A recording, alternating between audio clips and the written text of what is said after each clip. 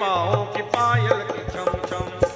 हम आ गए हैं श्री वृंदावन में, अब कोई चाहत और न मन में। हम आ गए हैं श्री वृंदावन में, अब कोई चाहत और न मन में।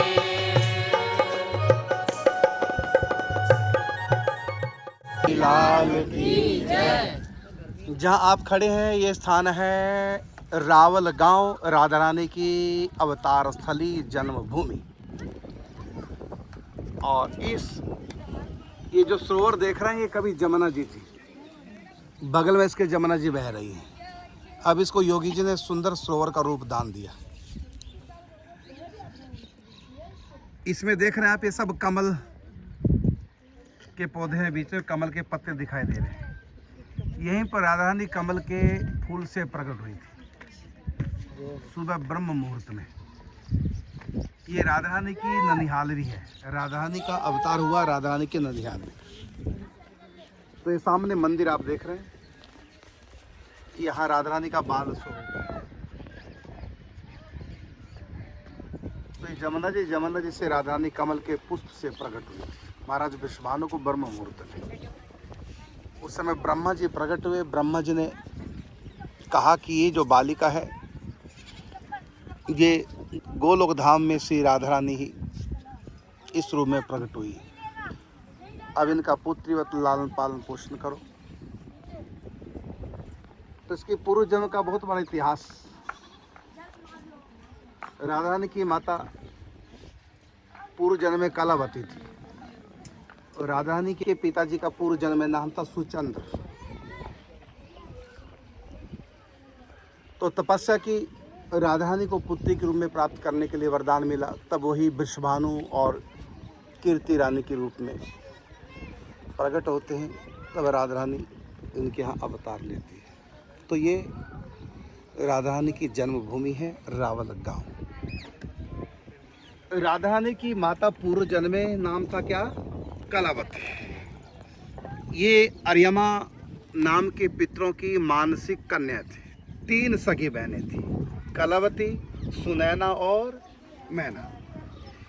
इन तीनों बहनों ने तपस्या की। ब्रह्मा जी प्रकट हुए, वरदान मांगो। तो तीनों ने वरदान एक ही प्राप्त किया। क्या?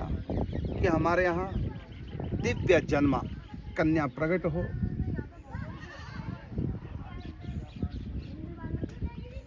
तो ब्रह्मा जी ने तीनों को कहा, कलावती, सुनैना और मैना को। पहले मैना को कहा कि तुम्हारा विवाह होगा राजा हिमाचल से। तुम्हारे यहाँ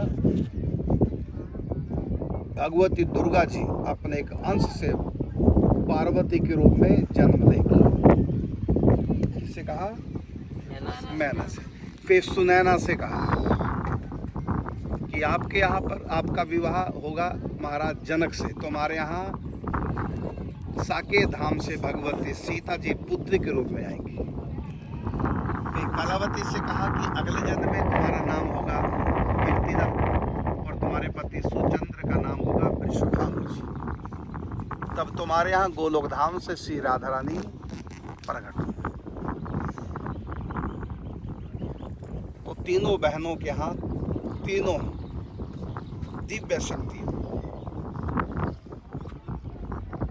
पार्वती के रूप में, सीता जी के रूप में और राधा जी के रूप में प्रकट हुई। तो ये पितरों के राजा पितरेश्वर अर्यमा की तीनों मानसिक कन्या थी।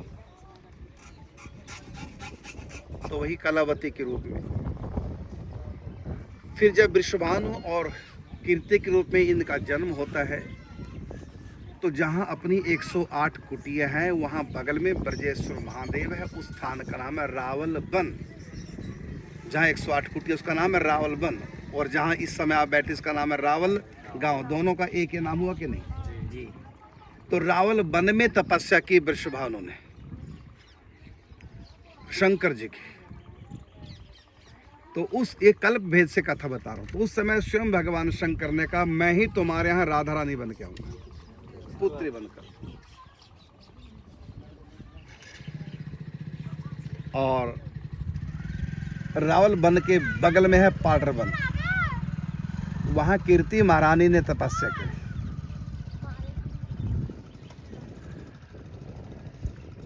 तो उन्होंने भी राधा रानी को पुत्री के रूप में प्राप्त करने का वरदान मांगा। जिस कल्प में भगवान शिव राधा रानी के रूप में प्रकट होते हैं, उसी कल्प में भगवती काली श्री कृष्ण के रूप में अवतार लेती है। आज भी वृंदावन में मंदिर है, उसका नाम है कृष्ण काली मंदिर। तो एक कल्प में राधा के रूप में शंकर जी अवतार लेते हैं और कृष्ण के रूप में भगवती महाकाली अवतार लेती हैं। ये कथा है काली का पुराण की। और उस कल्प में महाविष्णु बलराम जी के रूप में अवतार लेते हैं। ये है कल्प भेद। तो उस कल्प में राधा रानी का जन्म हुआ रावल, जहाँ रावल वन है वही बरसाना है पूरा, वहाँ राधा रानी का जन्म स्थल है कल्प भेद से। लेकिन वर्तमान का कल्प भेद के अनुसार वर्तमान में जन्म हुआ राधा रानी का, जहाँ पर आप लोग बैठे। इस प्रकार राधा रानी की जन्म की और भी कई कथाएं हमने पढ़ी है। एक बार राधा रानी का जन्म कमल के पुष्प से न होकर के कीर्ति रानी के गर्भ से दोपहर के ठीक 12 बजे, ये किसी और कल्प की कथा, क्योंकि अनेक कल्प है, अनंत कल्प है। हर कल्प में राधा रानी अवतार लेती हैं, कृष्ण राम सबके अवतार होते हैं। तो कल्प भेद हरिचरित्र सुना है। तो एक कल्प में राधा रानी का जन्म 12 बजे हुआ है। राधा बाबा को जिस कल्प की कथा राधे बाबा ने देखी और लिखी प्रीतम काव्य में, वो उस कल्प में राधा रानी का जो अवतार है वो कीर्ति महारानी के गर्भ से हुआ है रावल में, और वो भी दोपहर के 12 बजे। राधे बाबा ने जिस कल्प की लीलाओं को देखा, अनुभव किया, और वर्तमान में राधा रानी का अवतार ब्रह्म मुहूर्त में कमल के पुष्प से वो प्रकट हुई। यहाँ पर जो पीछे आप सरोवर देख रहे हैं, अब तो ये सरोवर बन गया क्योंकि जमुना जी थोड़ा दूरी पे चली गई। तो यहाँ जमुना जी बहती थी उसको किनारे, और कुछ समय पहले हमने भी दर्शन किए। और आज भी जब सावन भादों का महीना आता तो यहाँ तक सब जमुना ही बहती। तो आज भी यहाँ कमल के फूल हैं। अभी मौसम नहीं कमल के फूल के खिलने को मिल पड़ते हैं। यही कमल के फूल से राधा रानी का प्रकट है। बोल वृंदावन बिहारी लाल की, कुंज महल सरकार की, श्री राधा रानी की जय। जहाँ मंदिर है यहाँ से राधा रानी प्रकट हुई विग्रह रूप में, जो इस समय मंदिर में आप दर्शन करेंगे। तो यहाँ 2 झाड़ियाँ थी करेल की, उनके नीचे थी। तो दोनों झाड़ियों को उखाड़ दिया, फेंक दिया, खोदा गया, उसमें से विग्रह प्रकट हुए। तब उस विग्रह की स्थापना हुई, यहाँ पे मंदिर बना दिया। गजब की बात यह है कि पेड़ दोनों करील के उखाड़ दिए, मंदिर बन गया, और फिर वो दोनों पेड़ ऊपर छत के ऊपर प्रकट हो गया अपने